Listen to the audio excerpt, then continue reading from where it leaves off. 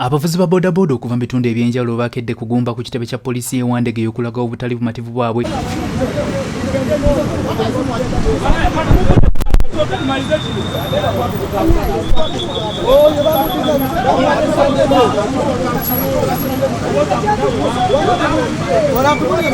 Bano bagamba nti ensonga ebaleese kwe kuba nti poliisi tebayambye ku nsonga gye bagiroopera nti waliwo kampuni empeereza abaggyako omutitimbe gw'ensimbi ne zibasuubiza okuba boda boda ku kibanja mpola kyokka kyabaggwako okusanga nga yafeesi zaabwe zonna nzigale nga n'okutuusa kakati n'amasimu gaabwe tegakyaliko. Kindeese wano ensonga enkulu kulondola ka ssente kaffe ke babba abeeyita mbu bagabaloniza piki ng'ate bayaaye n'ekisinga okunnuma mu byonna kyandibadde awo kale ne batubba yes ne tukiza nti batubba naye ate poliisi babikkirira n'etafaayo ku muntu wa wansi. Singa okunnuma ng'omuntu ne kampuni yennyini eri kumpi ne poliisi ne tutamanya nti naye poliisi tetuyamba bannaffe abakwatibwa ku bintu bino tusaba kutuyamba kuba sente zaffe za kinaku.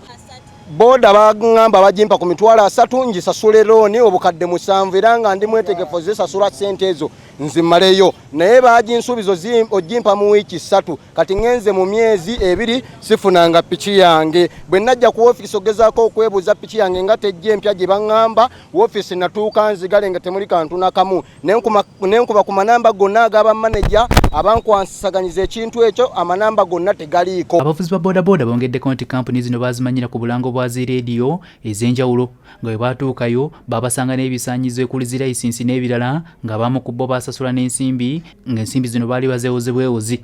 Batujjako $300 obufaananyi n'abatoyimirira 3 natujjako obufaananyi bwaffe tulateeka mu $300 twagala okumaliriza tuli mu $5,000 buli kimu.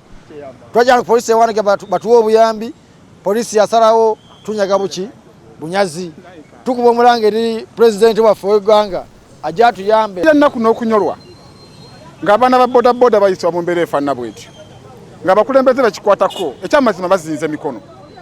Kampani zivuddeyo nga zijja zeeranga mu mbeera zigaba looni omwana afuna $300 okiraba najja n'ateekayo ssente afune piki agivugira obukadde 789 n'aguma n'agamba kangende. Ssentebe w'aba boda boda bano wano wasinzidde n'asaba gavumenti okubayamba okuyingira mu nsonga zino kubanga buli ke bayiye abafere ke babatwalako nga n'omuntu yandibayambyeko okutuuka ku kituufu poliisi gwe yakwata yamutadda. Twatubba abantu abawera abantu 600 naye bwe twatuuka ku poliisi Ewandege ya police station tetwafuna kuyambibwa twatwala n'omukisa ne tukwata omu ku baatubba ne tumuleeta ku poliisi Ewandege kyeyakola kusigala kutufuroza mu ssente bwe tugamba tugenda kukola kino tugenda kukola kiri naye tetina kye twakolebwa kyonna. Kati tusaba buyambi gavumenti kubanga tukoze ekisoboka kyonna ku poliisi kati tugombye ku poliisi weeks 2 tetulina kuyambibwa kwonna kwe tufuna.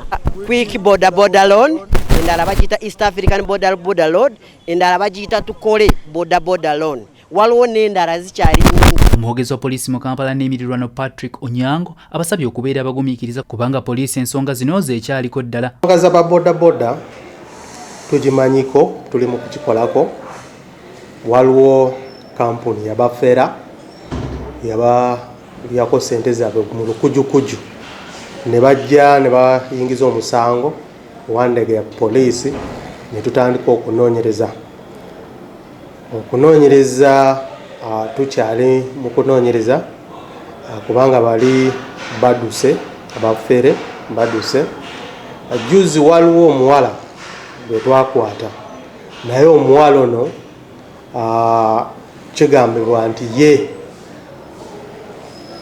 baleeta akoleraawo abadde ajabuzi okulaba mukwano gwe. Ffe tukyali mu muyigo ey'okunoonya n'okulondola bali wadde bagigyeko ssimu yaabwe. Waliwo abakugu baffe bali mu kukola kuki nsonga ezo. Emboozi eno okusakiddwa Nakandi Sarah ku lwa STV Select ey'enjawulo.